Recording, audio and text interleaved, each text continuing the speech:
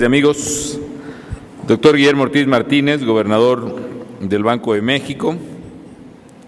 señores subgobernadores del Banco Central, señor ingeniero Ignacio Deschamps González,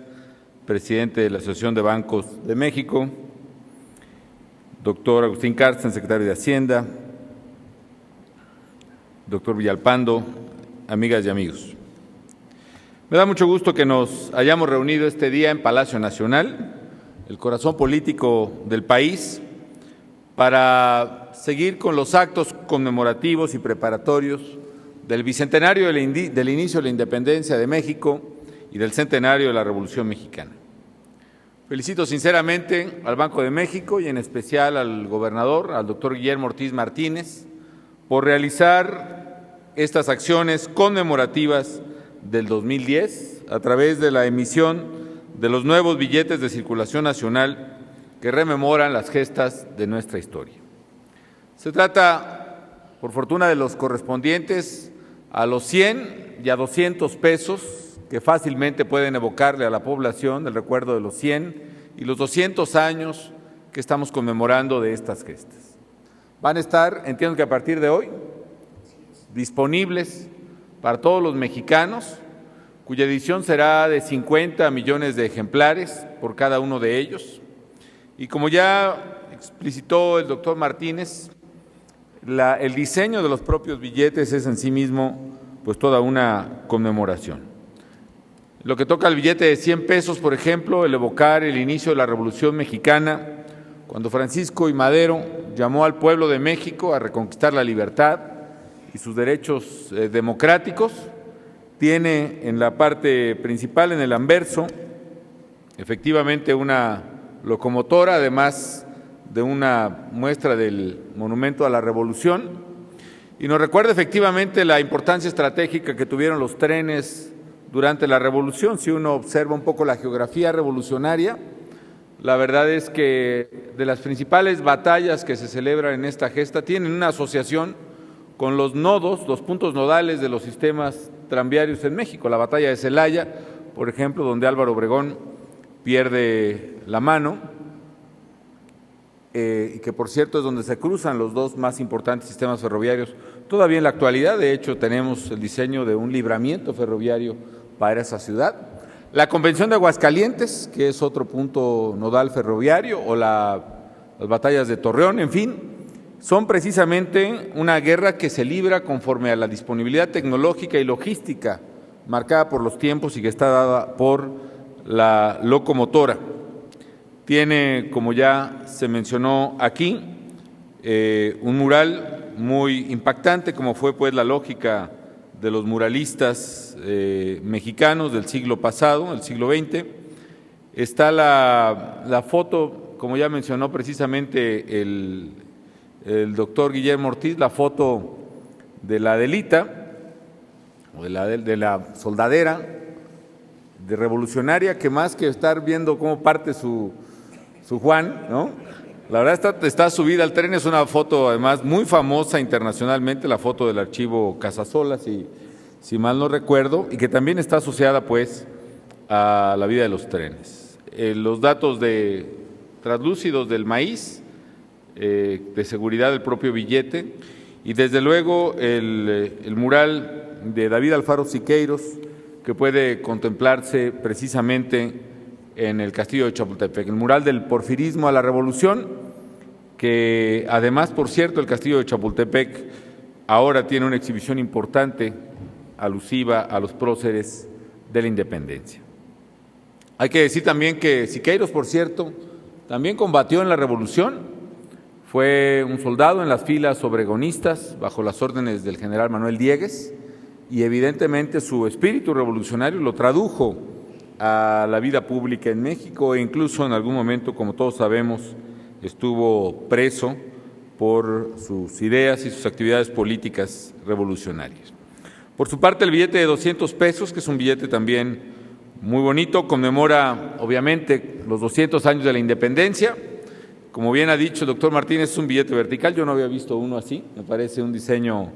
muy acertado. Tiene, como debiera de ser, la figura egresgia de don Miguel Hidalgo y Costilla, el padre de la patria, que convocara precisamente la madrugada del 16 de septiembre de 1810 a todos los hijos de estas tierras a levantarse en armas para abolir la esclavitud y repudiar precisamente el gobierno del Imperio Español, en ese momento además tomado o dominado por las fuerzas napoleónicas. Arriba de la efigie de Hidalgo está escrito, ciertamente en letra muy pequeña, pero es importante porque el pensamiento del otro gran prócer de la gesta de independencia, que es José María Morelos, el último punto de los sentimientos de la nación que da de hecho pie a las conmemoraciones de la independencia, que escribiera el propio José María Morelos y Pavón, cuya casa, por cierto, en su natal Valladolid está remozada como parte de la conmemoración del Bicentenario, y dice que igualmente, dice el billete, que igualmente se solemnice el día 16 de septiembre todos los años como el día aniversario en que se levantó la voz de la independencia y nuestra santa libertad comenzó, pues en ese día es en el que se abrieron los labios de la nación para reclamar sus derechos y empuñó la espada para ser oída, recordando siempre el mérito del gran héroe, el señor don Miguel Hidalgo, y su compañero don Ignacio Allende. Hay algo importante en el billete, en la efigie de Miguel Hidalgo, que por cierto es una imagen que en la historia patria fue difícil reconstruirla. Aparece uno de los dos estandartes que usó en la gesta de independencia Miguel Hidalgo. El que aparece aquí no es el primer estandarte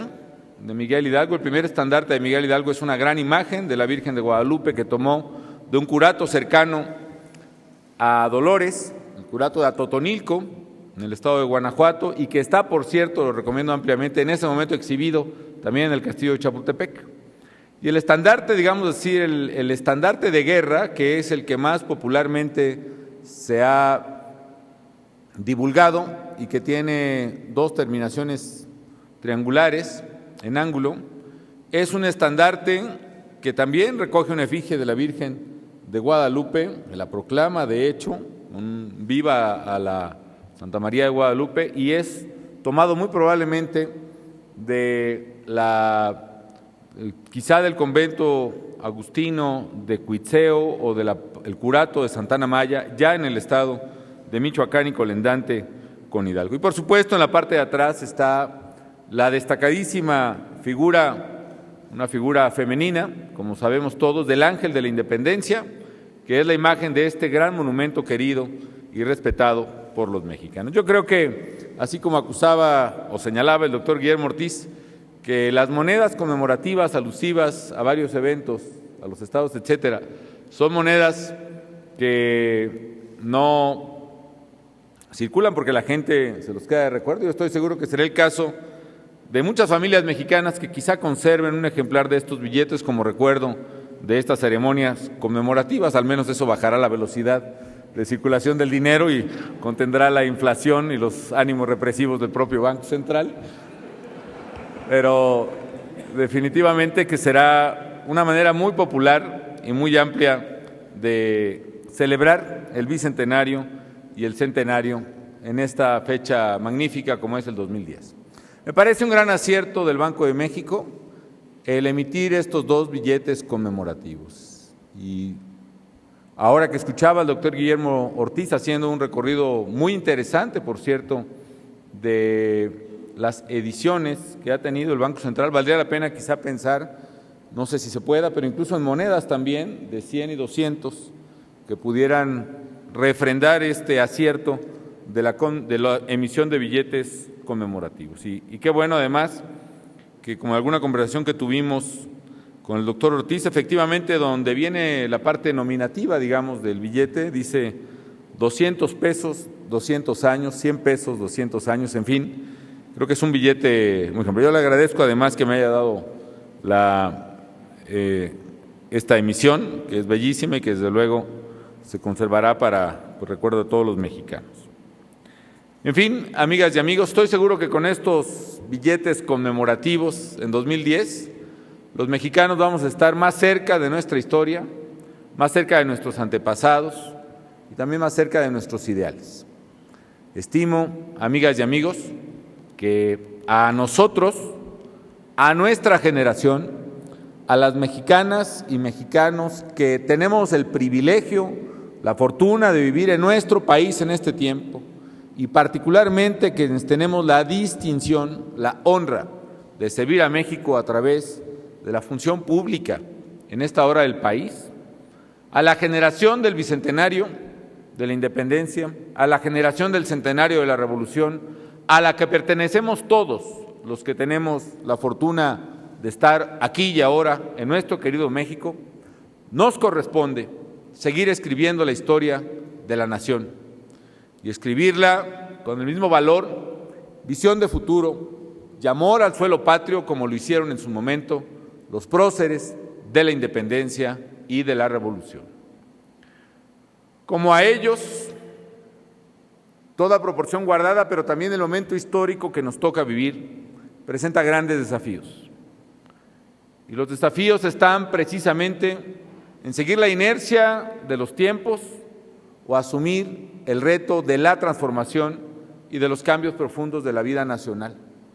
La clave es poder responder a esta disyuntiva, inercia y cambio con la visión con la que se escribieron precisamente las brillantes páginas de la historia que hoy, a 100 y 200 años respectivamente, nos permiten recordar a los mexicanos de entonces. Habrá, desde luego, en el futuro de México, estimo, un horizonte promisorio, y lo habrá justo en la medida en que seamos capaces de actuar no solo y quizá ni principalmente para nosotros, sino de actuar fundamentalmente pensando en los mexicanos del mañana. Tomemos, pues, ese ejemplo, tomemos el ejemplo patriótico de nuestros héroes y trabajemos unidos para cambiar a México, para superar los retos que como nación tenemos y que heredemos un mejor país a los mexicanos que están por venir. Hoy, al igual que ayer, la nación requiere de la unidad de sus hijos para ser transformada. Requiere enfrentar el desafío de erradicar precisamente la pobreza extrema. Requiere poner muy en alto otra vez los sentimientos de la nación que desde entonces, desde 1814, ya nos hablaban de atemperar la opulencia y la miseria, y que nos hablaban de que nadie pueda ser distinguido sino por el mérito de su propio esfuerzo y de su propio trabajo. Ese es el México al que aspiraron nuestros héroes, ese es el México por el que hoy debemos trabajar y también aspirar. Trabajar por superar los desafíos que siguen ahí presentes, como sigue presente la pobreza extrema o la insalubridad, que deben ser superadas y erradicadas, porque es posible hacerlo y porque los tiempos que ahora nos toca vivir nos permiten hacerlo si actuamos con la responsabilidad del momento en el que estamos. Enhorabuena, pues, al Banco de México, enhorabuena a todos los mexicanos, porque ahora tendremos estos nuevos billetes conmemorativos que estoy seguro serán del amplísimo aprecio y gusto del público. Y que a los mexicanos en estas conmemoraciones patrias, la hora nos convoque con eficacia a permanecer unidos, a estar unidos sin distingos, bajo nuestra única bandera, que es la bandera de México. Y así como las generaciones de 1810 y de 1910 transformaron a la patria con las medidas y con los instrumentos a su alcance, nosotros de manera unida, en 2010, despleguemos todos los elementos de política pública para cambiar nuestra nación en beneficio de todos los mexicanos y particularmente de quienes menos tienen. Enhorabuena, muchas felicidades y muchísimas gracias.